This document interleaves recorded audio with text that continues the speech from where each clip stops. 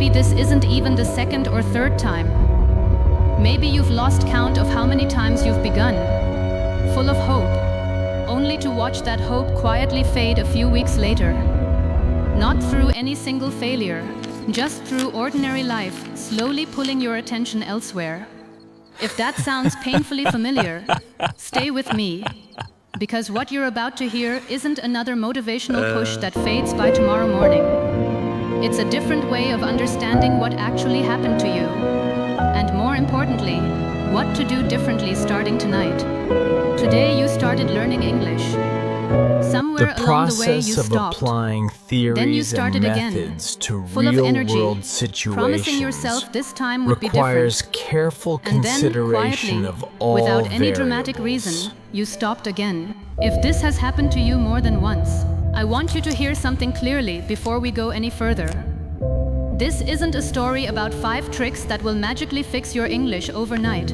It's a story about why those tricks never The worked quick before, brown fox and what has to jumps change over. first, No, so that this time they jumped actually over will. the lazy There's a dog. specific feeling that happens right after you close your English app or shut your notebook and tell yourself, tomorrow I'll continue. You mean it. You're not lying to yourself, but tomorrow quietly becomes next week, and next week becomes next month, and eventually you stop counting the days altogether, because counting them only makes you feel worse.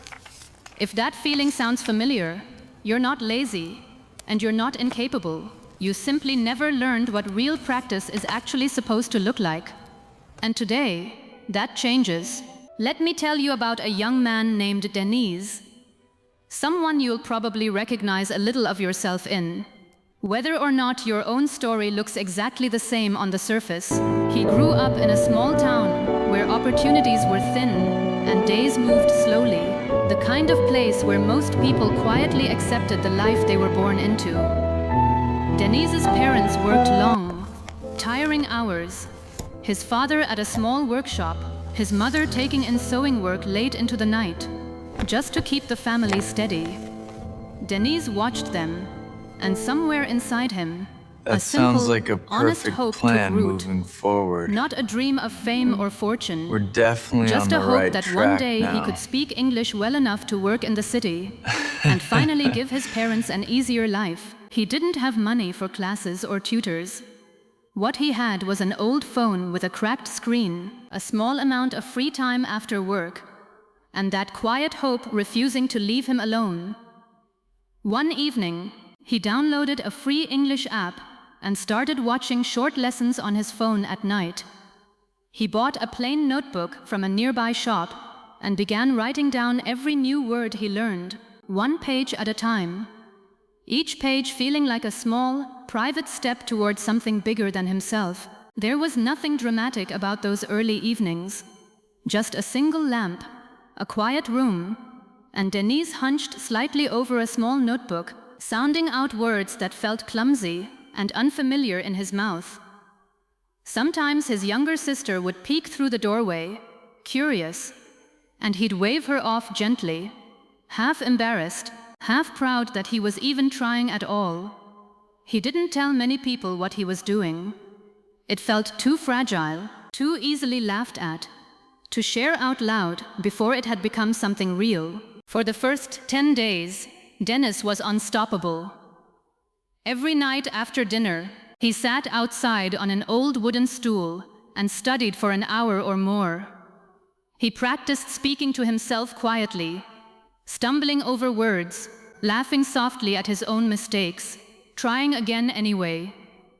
On his walk to work each morning, he repeated new words under his breath, imagining, just for a moment, a future version of himself speaking confidently to someone in fluent English. That excitement followed him everywhere, the kind that makes you think about your goal the second you open your eyes in the morning. This is English Master Path, where we build real speaking confidence through small, honest daily habits, not through perfect streaks nobody could actually maintain. Then, quietly, life simply continued. A relative fell ill, and Dennis spent several evenings helping his family instead. A demanding week at work left him exhausted by the time he got home. One night he told himself, "I'll study tomorrow instead," and meant it completely. There was no single dramatic reason he stopped. There rarely is. Life doesn't usually announce itself as an obstacle. It simply arrives, quietly, carrying small, completely reasonable excuses, one at a time, until they add up into something much larger than any single excuse ever was on its own. One missed evening became 4. 4 became 10. And before Denis fully realized what had happened, the notebook sat untouched on a shelf, gathering a thin layer of dust. He told himself it was temporary, just a short pause, nothing serious. But when he finally picked it up again, something had changed. The excitement wasn't there anymore. The words on the page felt like they belonged to someone else, some earlier, more energetic version of himself he no longer fully recognized. He opened the app once, stared at it for a moment, and closed it again. Not because he didn't want to learn anymore, but because starting over suddenly felt heavier than starting the very first time ever had. He carried a quiet embarrassment about it for a while, the kind that doesn't announce itself loudly but sits somewhere in the back of your mind, showing up every time you glance at something that reminds you of what you meant to keep doing. He avoided looking directly at the notebook on the shelf. He told himself he'd start again once things settled down, once work slowed, once he had more energy, waiting for a perfect moment that never quite arrived on its own. Here's what I want you to understand about Denis, and about yourself. He wasn't lazy. He wasn't careless, and he certainly wasn't less capable than anyone else. What happened to him happens to almost everyone who tries to build a new habit without understanding one simple, quiet truth. Motivation moves like weather, some days bright and easy, other days heavy and gray, completely outside your control. But consistency was never supposed to depend on the weather at all, and most people never learn that, which is exactly why so many of them quietly give up, believing the problem was something wrong with them. Most people hear the word consistency and imagine something nearly impossible. Someone waking at dawn every single day, studying for hours without fail, endlessly disciplined, never tired, never distracted. That picture isn't real for Denis, or for you, or for anyone. And believing that picture is the standard is exactly what keeps so many learners stuck before they've even properly begun. Convinced they've already failed a test nobody could actually pass, somewhere, probably in school, or from a confident-sounding video, or from comparing yourself to someone who seemed to learn effortlessly. You picked up this idea of perfect, unbroken discipline as the only real path to fluency. Nobody sat you down and told you it was optional, or that most fluent speakers you admire built their skill through exactly the same uneven, interrupted process Denis went through. That silence, that missing information, is arguably the single biggest reason so many capable people quietly believe they're simply not the type of person who can learn a language, when the truth was never about type at all, only about definition. Think about a path worn into a patch of grass behind an old house. No single footstep creates that path. The first time you walk across the grass, it barely bends, and by the next morning, it's already standing tall again, as if no one had ever passed through at all. But if you walk that same route again and again, even with days in between, even irregularly, something slowly begins to change. The grass doesn't fight back as hard. A faint line starts to appear, not because of one powerful step, but because you kept returning to the same place, over and over, without needing to walk it perfectly or daily. Real consistency works exactly the same way. It isn't built by a single impressive effort. It's worn into existence by returning, again and again, even after long, uneven gaps. Notice something important about that path. It doesn't care whether you walked it every single day, or once a week, or in an uneven, unpredictable pattern with long gaps in between. What matters is simply that you kept coming back to the same spot, rather than wandering off toward a completely different route each time, and never letting any single path deepen at all. Most learners quietly sabotage their own progress, not by missing days, but by starting over completely every time they return. A new app, a new method, a new notebook, never allowing any single path enough repeated footsteps to actually deepen into something real. Here's what most people miss about small, ordinary effort. 10 minutes of practice feels far too small to matter.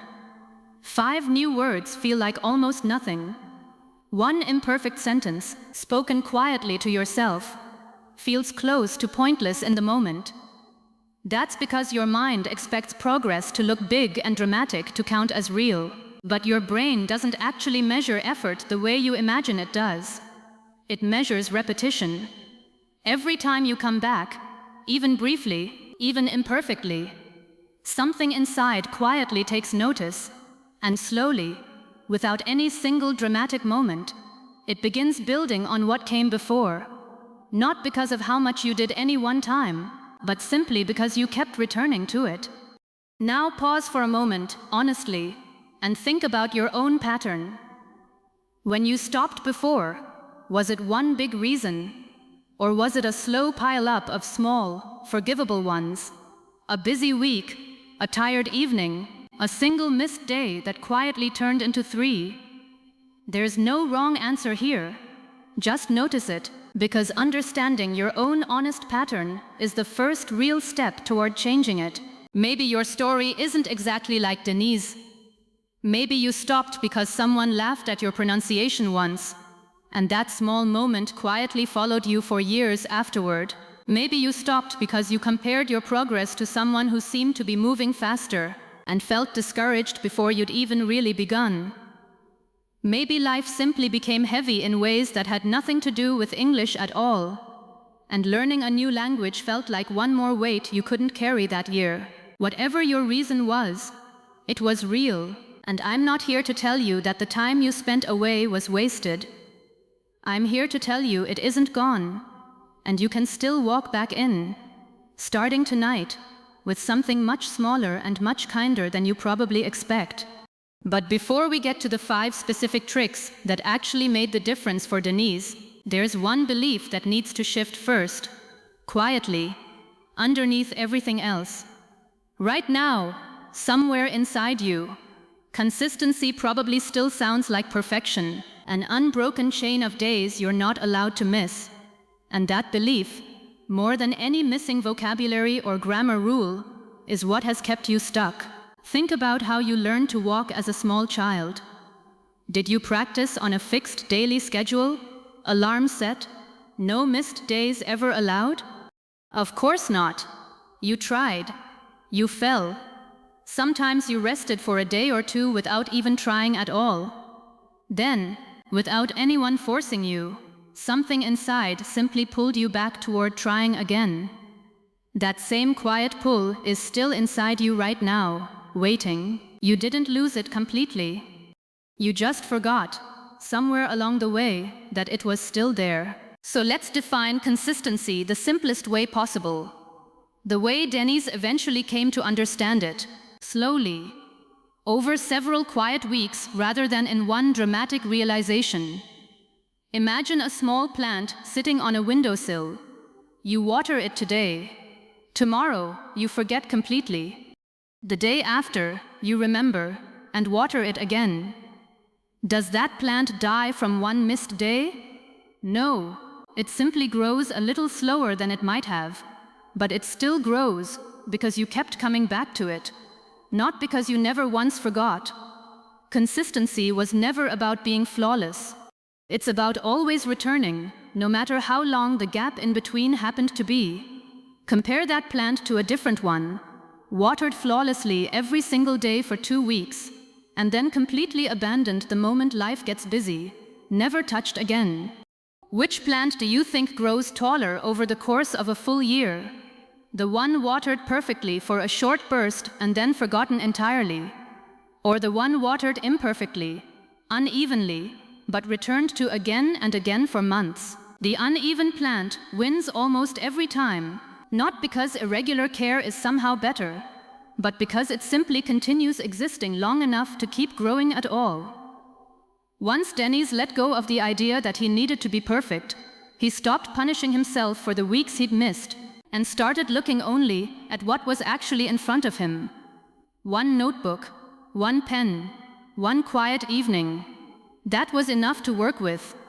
In fact, it turned out to be everything he actually needed. He made one small decision and wrote it on a scrap of paper taped to his bedroom wall. 10 minutes, every night, after dinner, before anything else.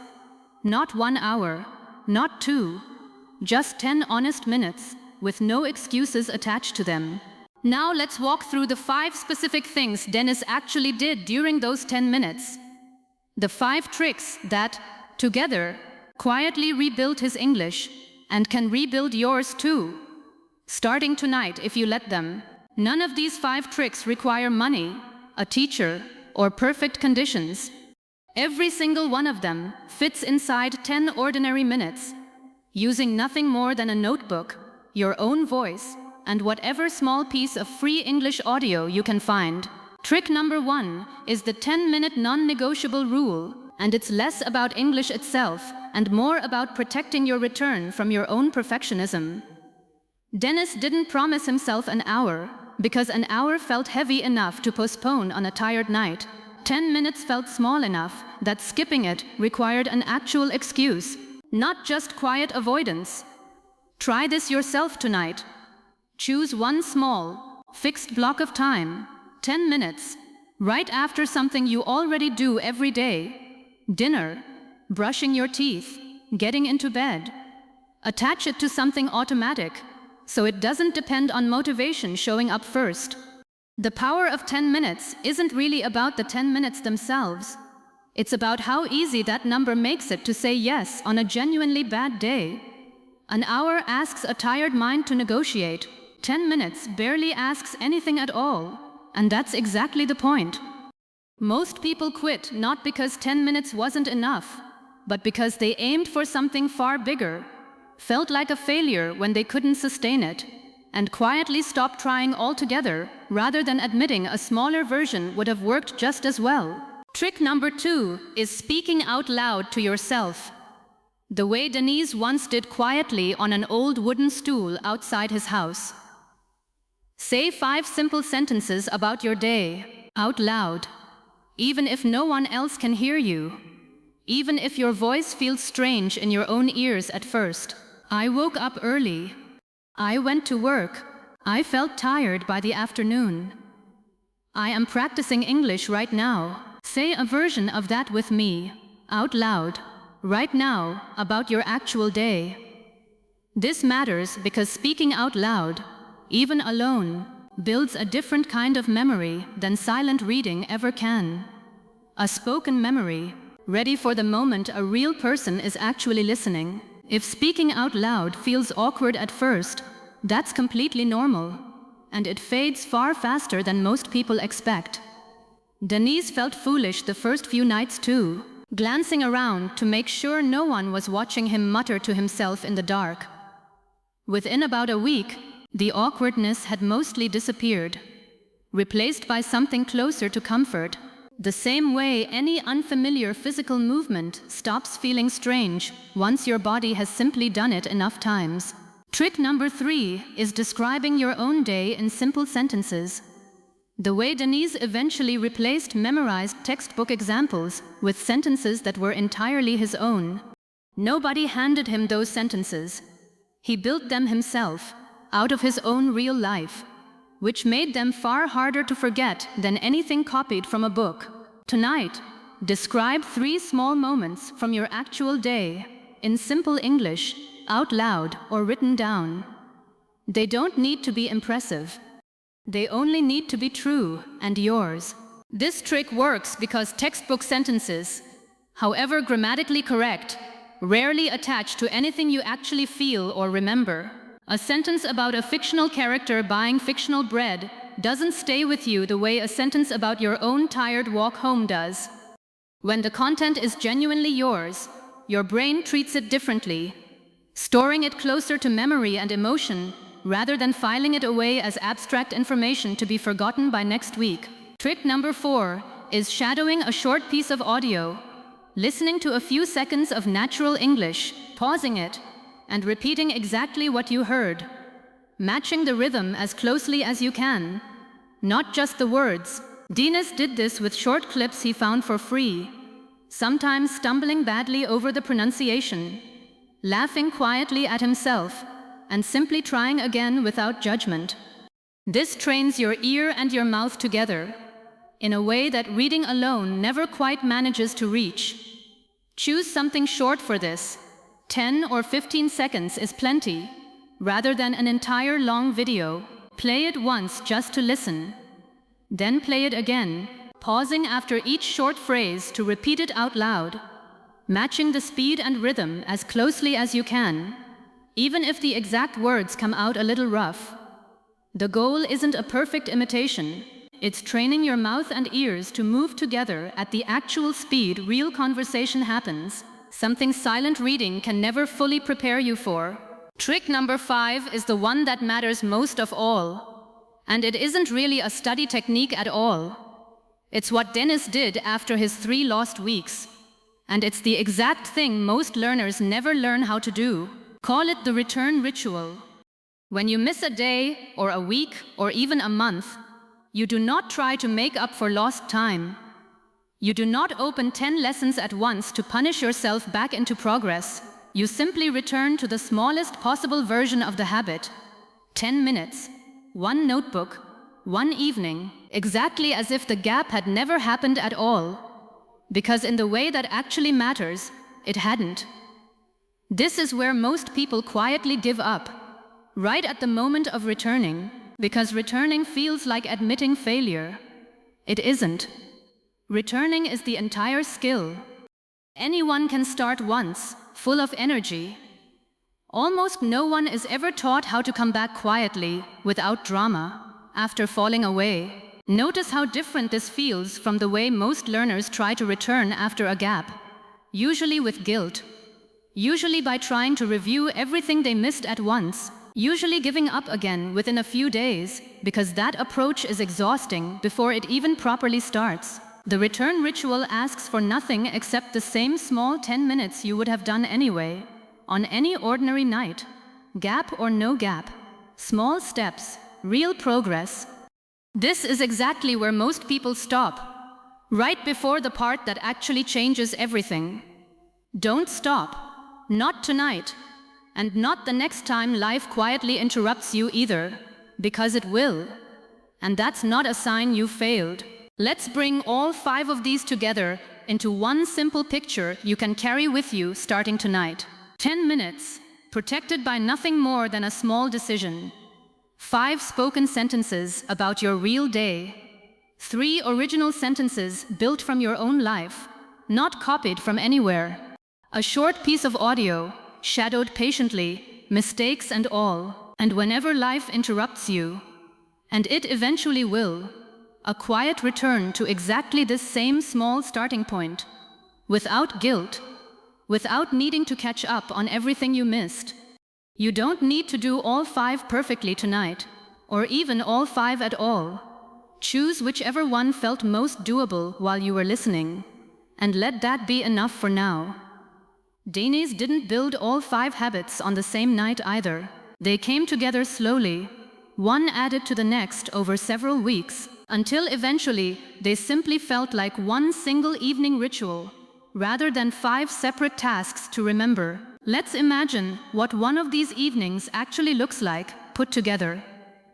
Dinner ends. Instead of reaching for a phone, you sit for 10 minutes with a notebook. You speak 5 sentences about your day out loud, a little awkwardly at first. You write 3 original sentences about something small and true, a conversation you had, a meal you ate, a feeling you noticed. Maybe you shadow a short clip of audio, stumbling slightly, laughing at yourself the way Denise once did. And if it's been 3 days, or 3 weeks, since the last time you did any of this, you simply begin again, exactly here, without spending a single minute mourning the gap. Denise still isn't fluent in some perfect, finished way. And honestly, he probably never will be, because no one ever truly is. But he speaks now, in real conversations, with real people, in a job that changed his family's life in small, steady ways his younger self could barely have imagined on that first excited night with his new notebook. What changed wasn't a sudden burst of talent. It was 10 quiet minutes, returned to, again and again, across weeks that weren't always easy, and sometimes weren't consistent at all, in the perfect sense most people wrongly believe consistency requires. His parents never fully understood what those quiet evenings with a notebook and a cracked phone screen were building toward. Not at first, but months later, when Denise came home one evening with news of a new job, one that paid enough to finally ease some of the weight his father had carried for years. They understood completely, without needing a single word of explanation. If you could sit with Denise now and ask him what actually changed everything, he probably wouldn't point to any single lesson, any single word list, or any single breakthrough conversation. He'd likely tell you it was the night he stopped waiting to feel ready again, picked up a pen that had been sitting untouched for weeks, and simply wrote one honest sentence, imperfect, a little rusty, but entirely his own. Everything after that was just repetition of that same small decision, made quietly, night after night, long after anyone was watching or praising him for it. If you've spent years feeling like you failed at learning English because you couldn't maintain some flawless daily streak, I want you to release that belief tonight, completely. You didn't fail. You were simply using the wrong definition of what consistency actually means. The same wrong definition almost everyone starts out with before they learn better. Tonight, before anything else, before your phone, before the television, give yourself exactly 10 minutes. Choose just one of these 5 tricks, if all 5 feels like too much right now. One is enough to begin again. Tell me in the comments, which of these 5 tricks do you think will fit most naturally into your evening? The 10-minute rule, speaking out loud, describing your day, shadowing audio, or the return ritual for the days you inevitably miss. And if you've ever felt like Dennis did, staring at a dusty notebook, unsure whether starting over was even worth it, tell me that too, because that feeling is far more common than most learners ever admit out loud. If this story reminded you of your own English journey, subscribe to this channel. We build real speaking confidence here, through small, honest habits, not through perfect streaks nobody could ever actually maintain. No matter how disciplined they claim to be, years from now, you probably won't remember most of the individual evenings where you sat down for just 10 minutes, tired, unmotivated, doing it anyway. But you'll remember, eventually, that somewhere along the way, English stopped feeling like a subject you kept failing at, and slowly became something closer to a voice that was simply, quietly yours, built 10 minutes at a time, on ordinary evenings nobody else ever noticed or applauded, which is exactly how the most durable kinds of change usually happen. That quiet voice telling you it's too late, or that you've already fallen too far behind. It's wrong. It's not evidence of who you are. It's just an old, tired thought. And tonight, with 10 small minutes, you can quietly start proving it wrong.